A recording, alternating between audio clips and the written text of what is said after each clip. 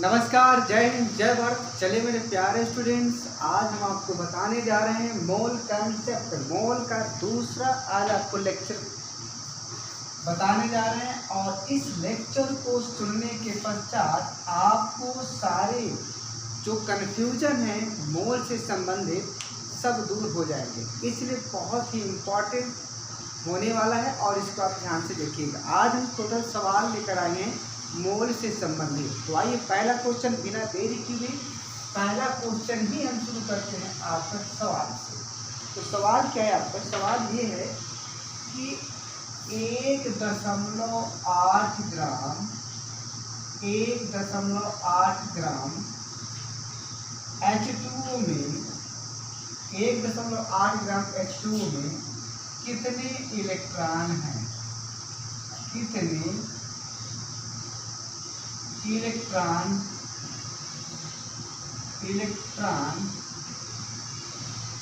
हैं? 1.8 ग्राम H2O में कितने इलेक्ट्रॉन हैं?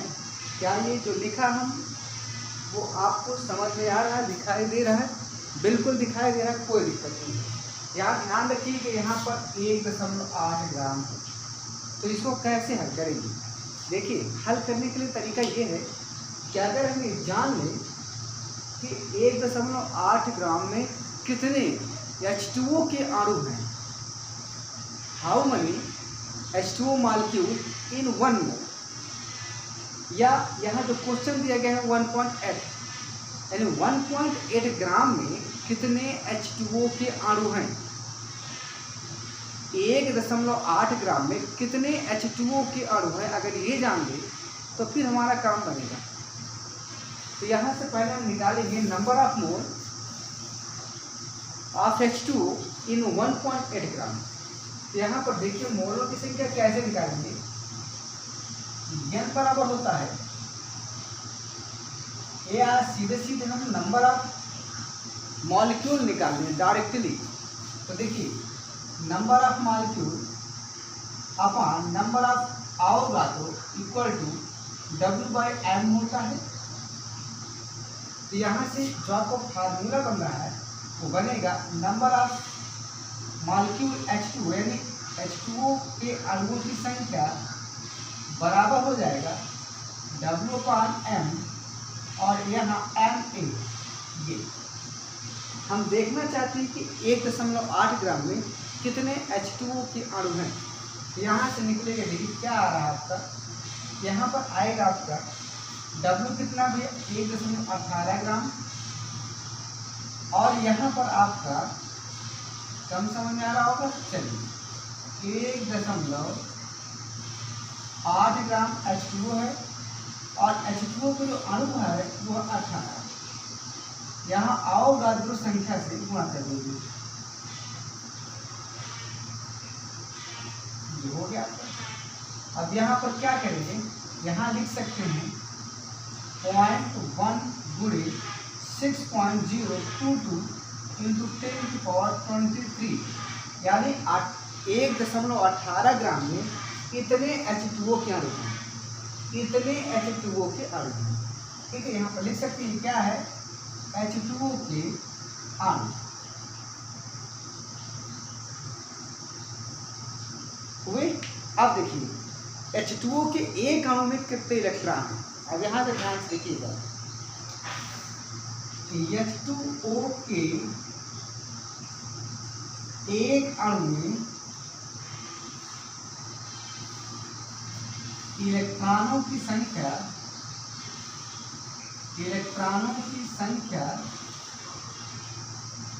कितना हो जाएगा? हाइड्रोजन के 2, ऑक्सीजन के 8, 2 + 8 = 10, यानी H2O के एक अणु में इलेक्ट्रॉनों की संख्या 10 है। और यहाँ आपके पास कितने अणु हैं? इतने अणु हैं। इसलिए 0.1 गुणे 6.022 इंटू 10⁻23 H2O के अणु में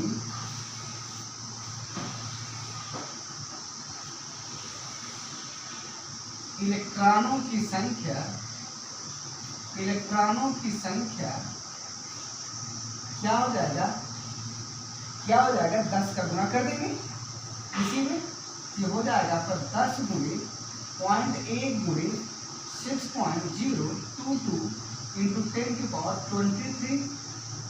1 का 10 में गुणा करेंगे तो 0.1 का 10 में गुणा करेंगे 1 आएगा, अर्थात 1 का इसमें गुणा करेंगे वही आएगा 6.022 इंटू 10⁻23। ये क्या है इलेक्ट्रॉन, ध्यान रखो इलेक्ट्रॉन, यही आपका आंसर। तो पहला क्वेश्चन सॉल्व, इसका स्क्रीनशॉट लीजिए, अगले सवाल की ओर चलते हैं। ठीक है, दूसरा सवाल देखिए, दूसरा बहुत ही इंटरेस्टिंग सवाल है। दूसरा सवाल क्या है आप यहाँ पर देखने की कोशिश करिए क्या है। 18, ये अब यहाँ देखिए हम लिख देते हैं 18 ml H2O में कितने इलेक्ट्रॉन हैं,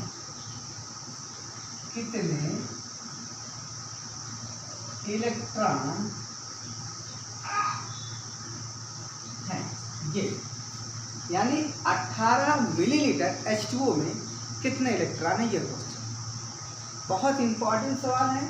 और सवाल इतने मज़ेदार हैं कि अगर आप थोड़ा सा भी ध्यान देंगे तो बहुत अच्छा सवाल समझ में आएगा।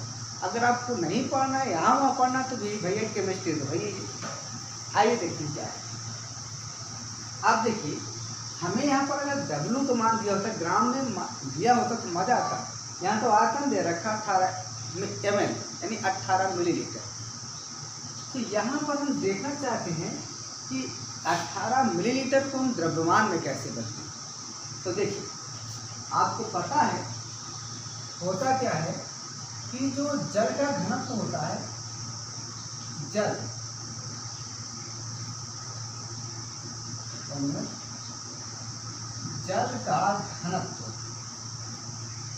का घनत्व जो होता है वो होता है 1 ग्राम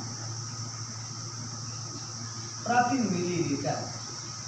यानी जो जल का घनत्व होता है वो 1 मिलीलीटर में 1 ग्राम होता है। बात समझ में आई? जल का जो घनत्व होता है वो 1 ग्राम 1 मिलीलीटर में होता है, अर्थात 1 ग्राम प्रति मिलीलीटर होता है। यानी 1 मिलीलीटर जल का द्रव्यमान होता है 1 ग्राम। तो यहाँ पर कितने मिलीलीटर हैं? 18 मिलीलीटर जल है, तो 18 मिलीलीटर जल है, तो 18 मिलीलीटर जल का द्रव्यमान 18 ग्राम। इसलिए 18 ml जल का द्रव्यमान बराबर 18 ग्राम। क्लियर? चलिए, अब जब 18 ग्राम आपके पास जल आ गया है तो हम निकाल लेंगे 18 ग्राम जल में कितने H2O के अणु हैं। तो यहाँ पर क्या करेंगे, N/Na बराबर W/m।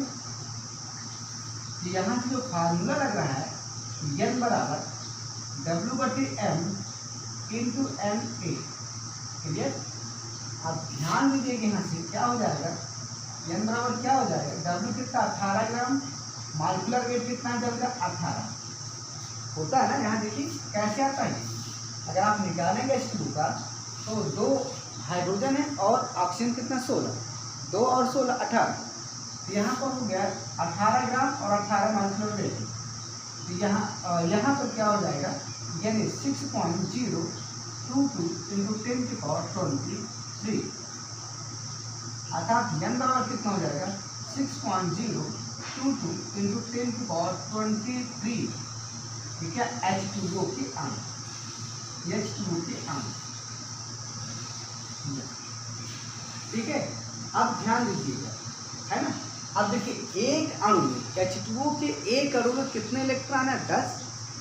H2O देखिए, H2O के एक अणु में इलेक्ट्रॉनों की संख्या दो हाइड्रोजन के एक एक होता है तो दो हो गया, और एक ऑक्सीजन है उसमें इलेक्ट्रॉनों की संख्या 8 होती है। यहाँ पर 2 8 कितना हो जाएगा, 2 8 बराबर 10। क्या इधर दिखाई दे रहा है? मैं एक बार चेक कर लूँ प्लीज। देखिए थोड़ी सी मिस हुआ, 1 मिनट। चलिए ठीक है, कोई दिक्कत नहीं। मैं यहाँ पर लिख दे रहा हूँ, यहाँ हो जाएगा आपका 10। कितना जाएगा, 10। अब जब हाइड्रोजन के H2 जल के एक अणु में 10 इलेक्ट्रॉन हैं तो इतने अणु में कितने इलेक्ट्रॉन जाएंगे? इसलिए H2O के 6.022 इंटू 10 की पावर 23 अणु में इलेक्ट्रॉनों की संख्या अरे भाई एक H2O के अणु में 10 हैं तो इतने H2O के अणु में कितना हो जाएगा, 10 कितना हो जाएगा, तो 10 गुणे 6.022 इंटू 10 की पावर 23 अर्थात ये हो जाएगा 6.022 इंटू 10 की पावर 24। यही आपका आंसर है। अगर वीडियो अच्छा लगे तो लाइक सब्सक्राइब शेयर। ध्यान है 500 सब्सक्राइबर इस एक हफ्ते के अंदर आप लोग करना है। इसके लिए बहुत बहुत आप सभी को धन्यवाद। ये स्क्रीनशॉट लीजिए। इसके बाद अगला सवाल रेडी हो जाए।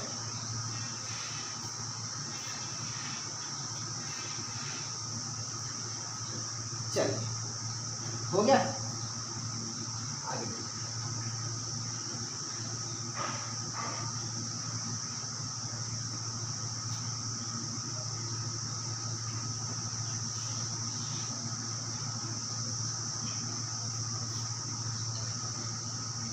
वन मिनट है, बहुत जल्दी।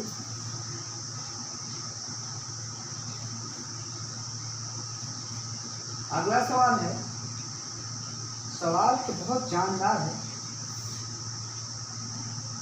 मीथेन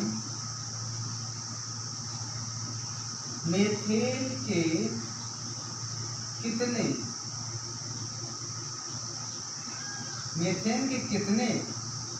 मोल के दहन से, मीथेन के कितने मोल दहन से 22 ग्राम CO2 प्राप्त होगी।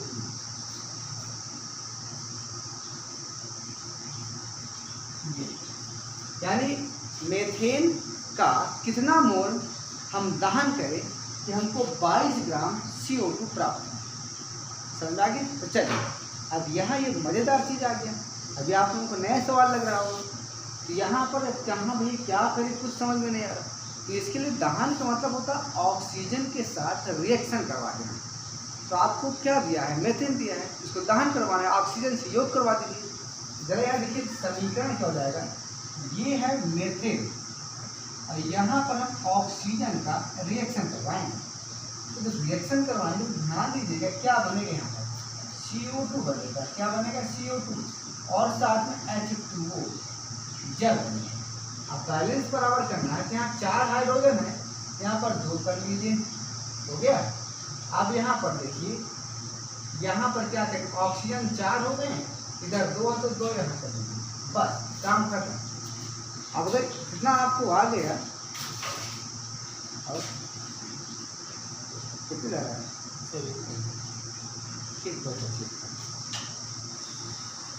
अब यहाँ देखिए होता क्या है कि यहाँ मीथेन का 1 मोल है, ये 1 मोल है, 1 मोल मीथेन है और कार्बन डाइऑक्साइड कितना है, यहाँ 12 है, यहाँ 12 है और यहाँ पर 16 गुना 32 अर्थात 44 ग्राम। अगर 44 ग्राम आपको CO2 प्राप्त करना है, अगर 44 ग्राम CO2 प्राप्त करना है तो 1 मोल मीथेन का दहन करना पड़ता है। यहाँ लिखिए, क्या लिखेंगे, चूंकि 44 ग्राम CO2 प्राप्त करने के लिए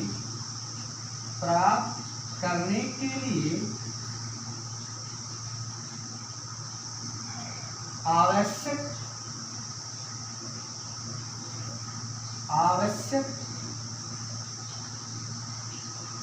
मीथेन के मोल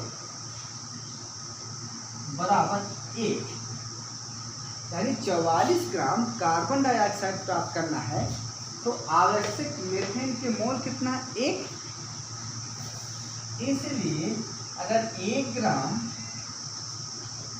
CO2 प्राप्त करना है तो कितना CH4 यानी मीथेन के मोल चाहिए, 1/44 मोल।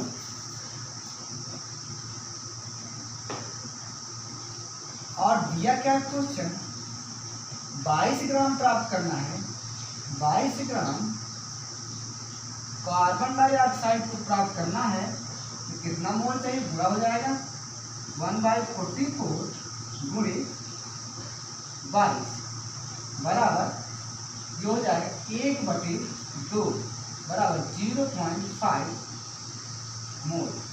यही आपका आंसर है। नोट डाउन कीजिए फटाफट। बहुत ही 6, 7, 8 में खूब चूंकि इसलिए वाला सवाल आप पढ़ेंगे, बस वही और कुछ नहीं। देख लीजिए कितना अच्छा सवाल है, स्क्रीनशॉट लीजिए। इसके बाद एक सवाल हम और बताएंगे। चलिए, मेरा छोटा भाई आ गए हैं, रेलवे में इसकी नौकरी लगी है, आ गए हैं अभी, इसलिए थोड़ा सा हमने कहा ना कुछ रोज खुशी होती, छोटा भाई और मेहनत करता है। चलो अगला सवाल देखिए।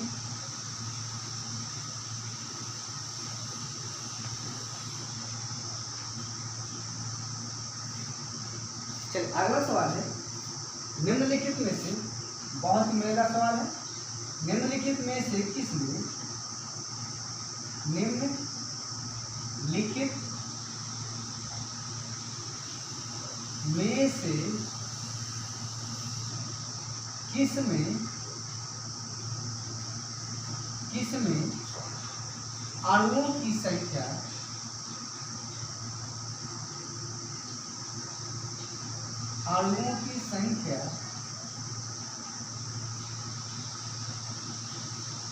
अधिकतम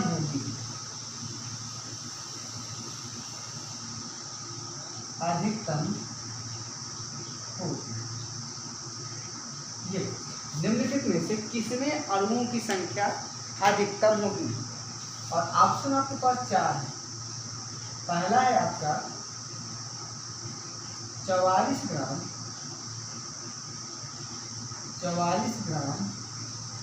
CO, दूसरा है आपके पास 48 ग्राम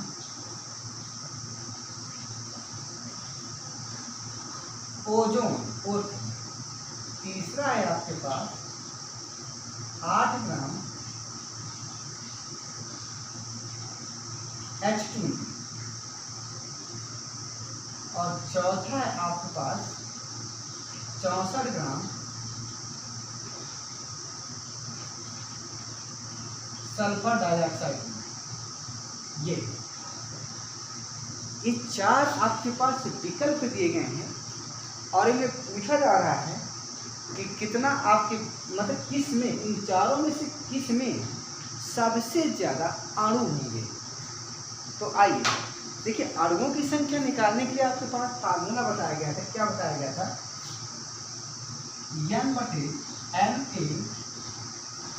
बराबर मोल की संख्या, अर्थात N बराबर क्या हो जाएगा, N इंटू Na। अब चूंकि जो Na है अवगाद्रो संख्या, तो सबके लिए समान होगी, अर्थात हम यहाँ से कर सकते हैं N प्रोपोर्शनल N, यानी जिसमें मोलों की संख्या ज़्यादा होगी उसमें अणुओं की संख्या ज़्यादा होगी, जिसमें मोलों की संख्या ज़्यादा होगी उसमें अणुओं की संख्या ज़्यादा होगी।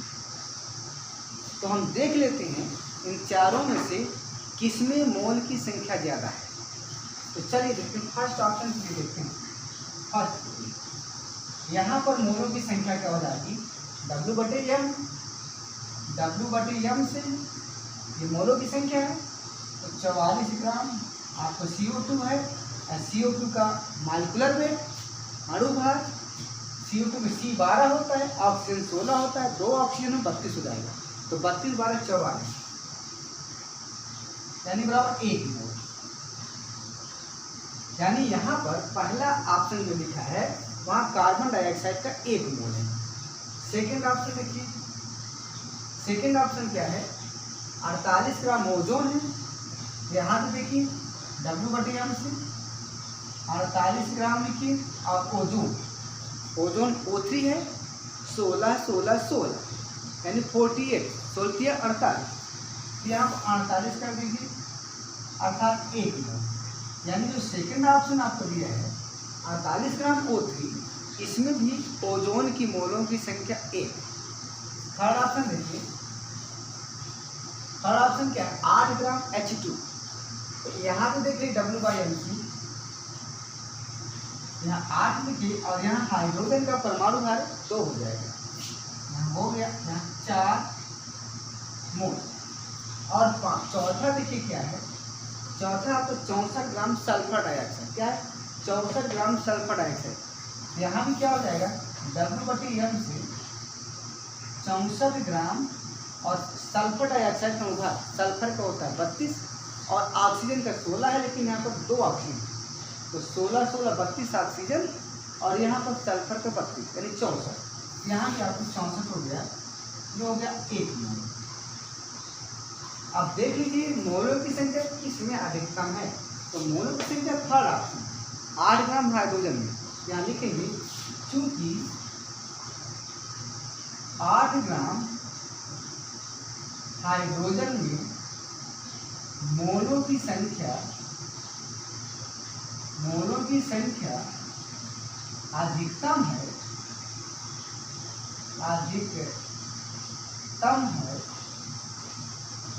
इसलिए अणुओं की संख्या भी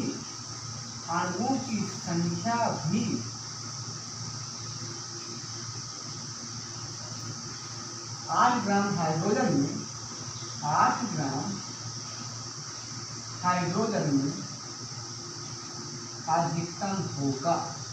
अधिकतम होगी संख्या, इसलिए अधिकतम होगी। ठीक है, तो यहाँ से आपका विकल्प कौन सा सही है, आपका विकल्प सही हुआ थर्ड विकल्प, अर्थात ये वाला आपका विकल्प सही है। ठीक है, तो ध्यान रखिएगा, बहुत इंपॉर्टेंट सवाल है। कल फिर अगला लेक्चर लेकर आएंगे, उसमें भी आपके सवाल रहेंगे और सरल से कठिनतम की ओर सवाल को ले चलेंगे। इसलिए आप इन वीडियो को देखना मत भूलिएगा। और एक बात और ध्यान रखिएगा, अगर वीडियो अच्छा लगा हो तो लाइक सब्सक्राइब शेयर अभी कीजिए। ठीक है, और बहुत ही गर्मी है, इसलिए गर्मी में पानी की ज़्यादा यूज़ करिए, तरबूज ज़्यादा यूज़ करिएगा, खाना कम खाइएगा, सुबह शाम टहलो, दोपहर में पेड़ के नीचे छाया पर बैठो, तभी बचत है। इसमें 9 तपा लगा, पता नहीं क्या 9 तपा कहते हैं लोग, लेकिन हम ये कह रहे हैं कि बहुत ही हॉट है, इतना गर्म है ना। देखो भाई 42-43 डिग्री सेल्सियस होता है, इसलिए अपने आप को सब कुछ सावधान है। तो कल के वीडियो के लिए फिर आप तैयार रहेगा। तब तक के लिए सबको नमस्कार, जय हिंद, जय भारत। ओके, चलो हल कर लेते।